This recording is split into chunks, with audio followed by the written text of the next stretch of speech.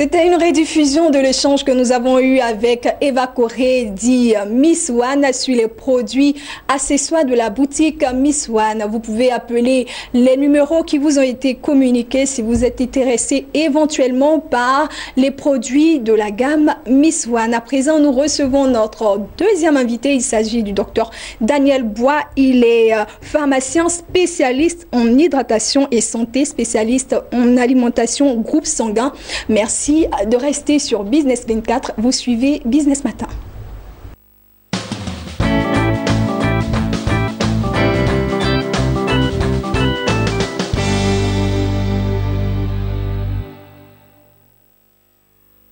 Il est l'auteur d'un livre que nous croyons sera un livre à succès. Il enseigne sur la santé, le diététique, comment bien se nourrir, comment se nourrir sainement et comment être fertile. Alors lui, c'est le docteur Bois Daniel qui rejoint notre équipe matinale pour parler de santé, de fertilité, d'alimentation. Bonjour docteur. Bonjour. Je me suis un peu trompée sur votre nom. Non, alors je rectifie, c'est le docteur Bois Daniel. Bois Daniel. Exactement. Alors le docteur Bois Daniel est désormais avec nous tous les vendredis quand il le pourra et il est pharmacien spécialiste en hydratation et santé, spécialiste en alimentation et groupe sanguin. Il est l'auteur de ce livre que voici. Voilà, vous le voyez très bien. Comment tomber enceinte, éviter les fausses couches et césariennes naturellement. Oui. Docteur, ça c'est pas utopique. Non, pas du tout. Parce que le titre déjà nous fait rêver. Est-ce qu'on peut éviter les fausses couches, les césariennes en se nourrissant naturellement? Bien sûr, bien évidemment. En fait, pour résumer le livre, c'est de comprendre qu'aujourd'hui, on assiste à beaucoup de problèmes de santé, surtout nous, la femme, surtout dans les foyers, problèmes de fertilité, d'enfants, ou bien des cas de fausses couches. Et nous oublions en fait que c'est parce que nous sommes en bonne santé que la fertilité devient possible. Et ce n'est pas le contraire. En fait, c'est comme un cheminement qu'on va porter pendant 9 mois avec un enfant dans le ventre. Et il est important de faire en sorte à ce que toutes les conditions soient réunies pour qu'on aboutisse au bout de 9 mois à une naissance heureuse. Malheureusement, nous faisons tout ce qu'on peut imaginer, mais nous refusons, peut-être qu'on ne fait pas attention au fait que c'est parce que le corps n'est pas équilibré que la grossesse ne vient pas. Je veux dire, c'est comme on dit souvent chez nous, qui veut aller loin, ménage sa monture. Nous voulons engager un processus de 9 mois, porter un enfant pendant 9 mois, le nourrir, l'irriguer, le nettoyer, et puis on ne prend pas soin de préparer cet événement. Et je pense qu'aujourd'hui, c'est l'information que le livre contient, de porter l'information réelle, qui est de revenir à la santé initiale. Et partant de là, la grossesse devient la chose la plus aisée. On est d'accord? Voilà. Donc c'est un peu ce que le livre voudrait exprimer. Voilà. Donc déjà, vous nous dites, vous nous expliquez en même temps, quelle est votre... Je suis c'est une formation. J'ai fait à l'université d'Abidjan et j'ai commencé à m'intéresser à la nutrition. Comment manger pour avoir la santé? Comment boire pour avoir la santé? Aujourd'hui, on est tous déshydratés. Le problème que nous subissons, que nous vivons dans les cas de ces maladies qu'on peut imaginer, dans le cas spécifique du livre de la fertilité, c'est un problème de mauvaise hygiène alimentaire. En dehors des cas d'accident, en dehors des cas de malformation à la naissance, tout ce que nous subissons, tout ce que nous avons comme maladie, c'est simplement le plan alimentaire où il y a un grand défaut. On manque d'informations alimentaire. Oui, effectivement. Alors, docteur, moi, je sais qu'avec vous, vraiment, nos téléspectateurs seront très enrichis. On aura des échos favorables parce qu'on ne veut pas se vanter, mais tous ceux qu'on reçoit sur notre plateau ici nous envoient des retours très favorables. Alors, on va situer pour déjà nos téléspectateurs qui souhaiteront, à la suite de cet entretien, de cet échange, vous contacter, on va situer votre centre de santé. Déjà, on sait que le centre s'appelle Dietline. Dietline Santé. Donc, comment manger seulement pour avoir la ligne qu'il faut. Et je suis à Makori, à l'immeuble Amadone, au 05 89 44 68, au 21 26 85 09. Voilà. Donc, on rappelle que c'est un cabinet de coaching en santé. Voilà. Qu'est-ce qu'un coach en santé? Un coach en santé, nous qui aimons le football, on accuse souvent les entraîneurs quand les équipes ne jouent pas bien. En fait, le coach santé, c'est partie de ce que vous avez l'habitude de faire comme approche alimentaire, de ce que vous mangez, de ce que vous buvez, comment vous mangez, comment vous buvez, et puis réussir à vous faire la bonne combinaison pour que la santé soit maximisée, soit optimale. Le problème, c'est ça en fait. Voilà. On mange comme on veut, sans référence, sans repère. On boit comme on veut, sans référence, sans repère. Et aujourd'hui, notre corps, par nos maladies que nous avons, voudrait nous tirer la sonnette d'alarme pour dire attention, vous allez trop loin. Voilà. Voilà, docteur. En tant que coach en santé, vous faites de la prévention ou bien vous faites de la prévention seulement? La prévention, effectivement, même pour ceux qui ont des soucis de santé déjà validés, avérés, qui souhaitent avoir un accompagnement alimentaire. C'est-à-dire que tout ce que nous produisons comme médicaments ne pourrait agir que si le corps est fort. Et moi, ce que je fais en arrière, c'est d'aider ce corps-là à tenir par rapport à la santé elle-même et lorsqu'on est malade, pour que l'efficacité des médicaments que nous prenons soit effective. C'est ça en fait. Le médicament que nous prenons n'agit pas sur un corps qui est mort, c'est sur un corps vivant que ça agit. Donc moi je fais tout pour que ce corps soit plus vivant, pour que les médicaments qu'on va apporter. Je suis d'abord pharmacien de formation, donc voilà. Voilà qui est clair, chers téléspectateurs, on a bien présenté notre invité, vous savez déjà à qui vous avez affaire. Et je vais rappeler que c'est le docteur Daniel Bois. Il est spécialiste en hydratation, en santé, spécialiste en alimentation et groupe sanguin. Et docteur, aujourd'hui, nous allons parler concrètement de ce thème que je sais, nos téléspectateurs attendent déjà. Sur quelle référence, on sait qu'on parle d'alimentation avec vous.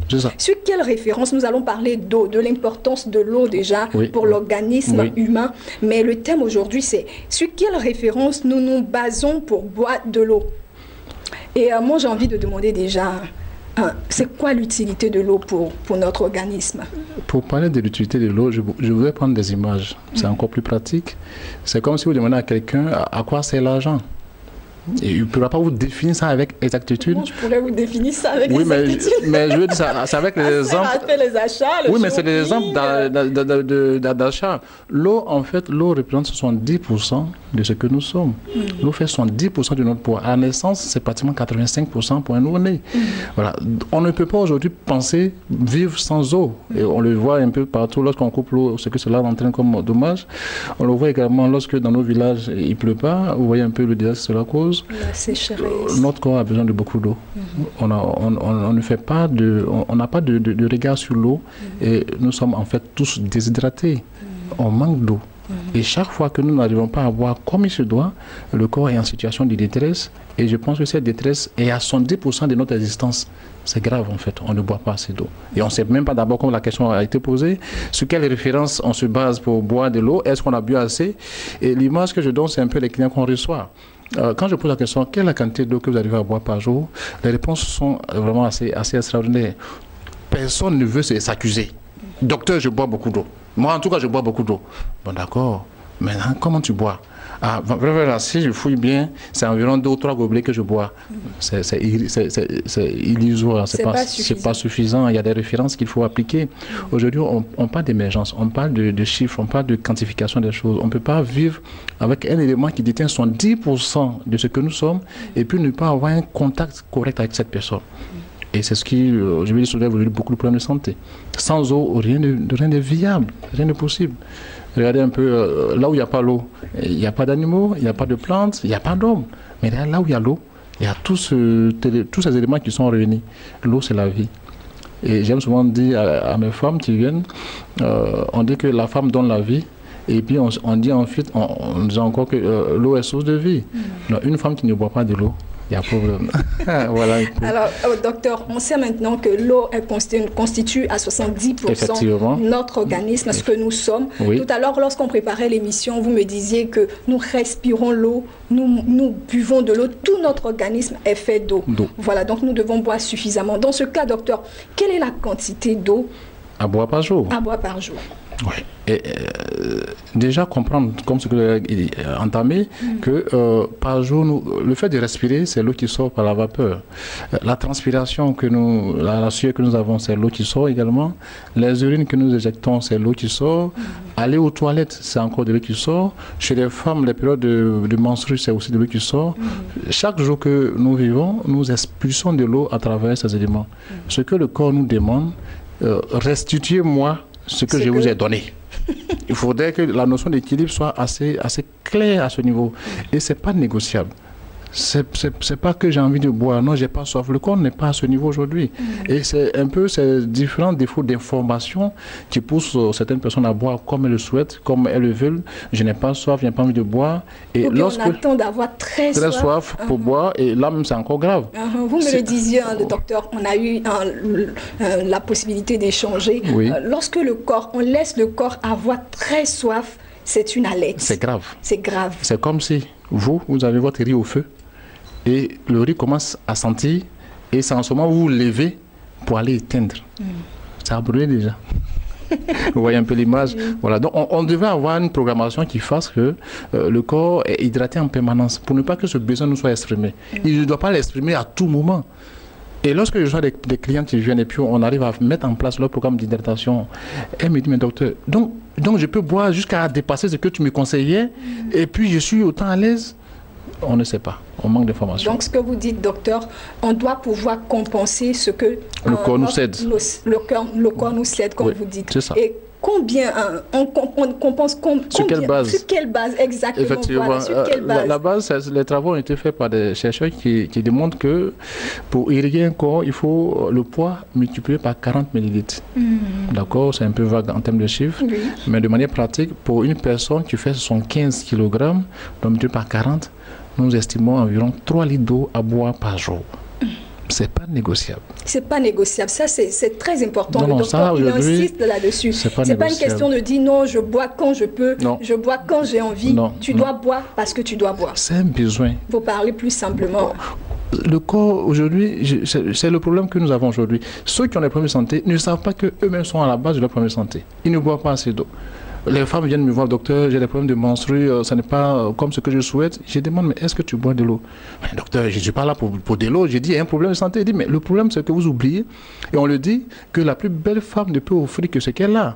Vous ne buvez pas assez d'eau, le corps ne vous en donnera pas pour vos menstrues. Et autre chose, bien plus grave que ça. Une femme qui est enceinte, regardez un peu que dans le ventre, l'enfant est dans l'eau. Le liquide amniotique, c'est de l'eau. Donc si cette dame ne boit pas assez d'eau, comment vous voulez que l'enfant qui est dans le ventre soit à l'aise? Et la contraction qui a lieu au cours de l'accouchement, c'est également une partie hydrique. C'est l'eau qui permet aux muscles de s'étendre.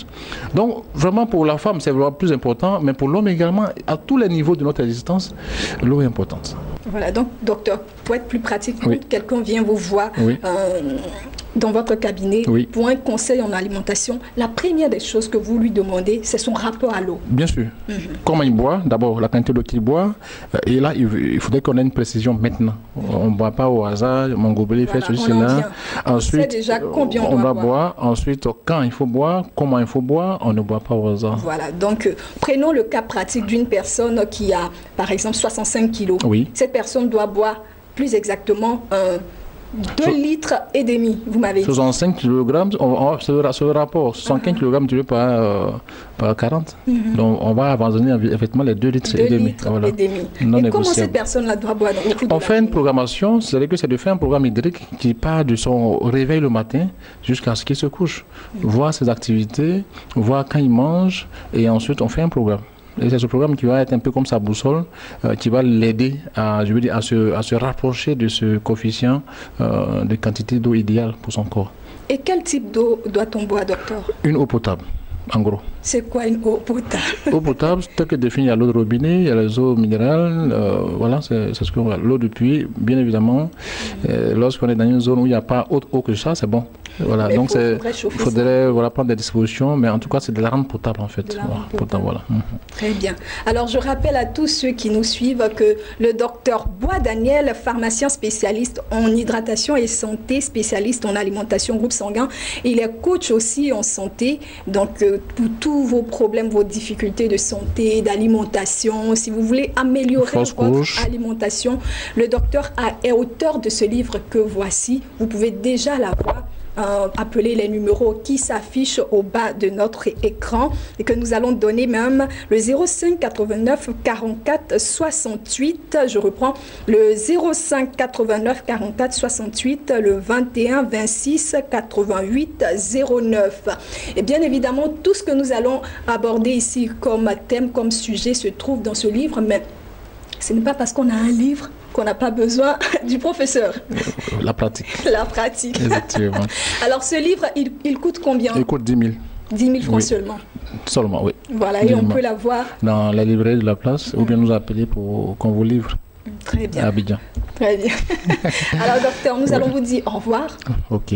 Merci d'être venu sur notre plateau pour cette instruction. Et on dira à la semaine prochaine. À la semaine prochaine. Et la semaine prochaine, on aborde quel sujet? La semaine prochaine, on va essayer de voir comment préparer une grossesse.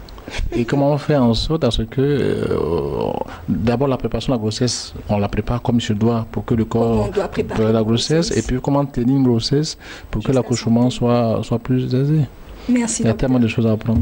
Merci. Avec vous, on apprendra énormément en ce qui concerne la santé, l'alimentation, le diététique, n'est-ce pas? Merci. Merci d'être passé dans nos murs. Oui. C'est ici que prend fin cette émission. Je suis Irène Bailly et j'ai été heureuse de vous retrouver et de vous servir tout au long de cette émission. Merci et à la semaine prochaine. Prenez soin de vous et des autres.